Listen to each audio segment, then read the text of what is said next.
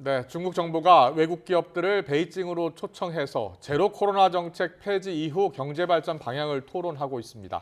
2박 3일 일정의 마지막 날인 오늘 신임 리창 총리가 CEO들과 만나는데 삼성 이재용 회장도 참석할 예정입니다. 중국으로 가봅니다. 강정규 특파원. 네, 베이징입니다. 네, 중국의 새로운 경제 사령탑과 해외 기업 대표들 오늘 상견례를 하는 셈인데요. 언제 열립니까? 네, 비공개 일정이라 정확한 시간과 장소는 알려져 있지 않습니다. 다만 초청받은 쪽엔 이번 포럼의 폐막 오찬 뒤인 현지 시간 오후 4시로 공지됐다고 합니다.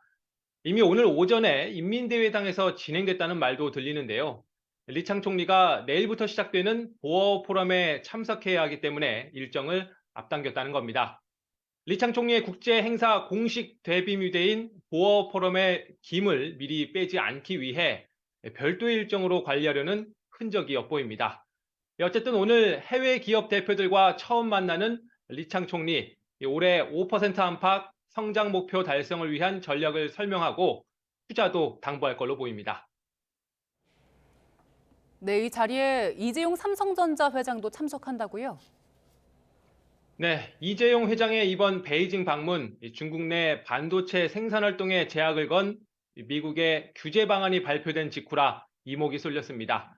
삼성은 중국 수저우와 시안 등의 반도체 생산 공장을 운영 중인데요.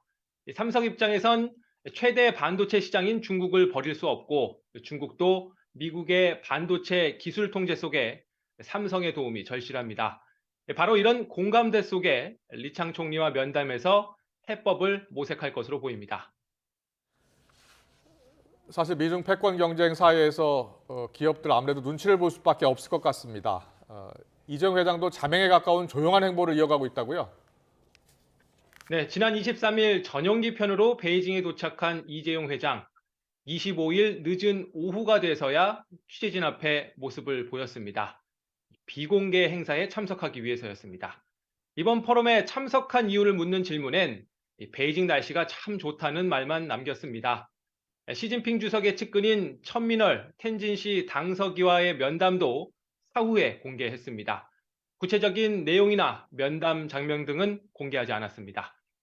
다만 텐진에 있는 반도체 핵심 부품 공장을 점검하며 이번 행보의 방점이 어디에 찍혔는지 보여줬습니다. 네, 이번 포럼은 어떤 행사입니까? 네, 지난 2000년부터 중국 정부가 매년 양회 직후 세계적 기업들을 초청하는 경제 교류 행사입니다. 올해는 중국의 일상회복 원년이자 시진핑 집권 3기 첫 해라는 상징적 의미가 있죠. 코로나19 발생 이후 3년 만에 오프라인 방식으로 진행된 이번 행사에 미국 애플 CEO 팀 쿡 등 100명이 넘는 세계적 기업 대표들이 한자리에 모였습니다. 미국의 반도체 기술 통제와 공급망 재편 압박에도 건재를 과시하는 선전의 장이기도 한데요. 일각에선 이번 포럼의 규모가 코로나19 이전의 3분의 1 수준에 그쳤다는 지적도 나옵니다. 지금까지 베이징에서 전해드렸습니다.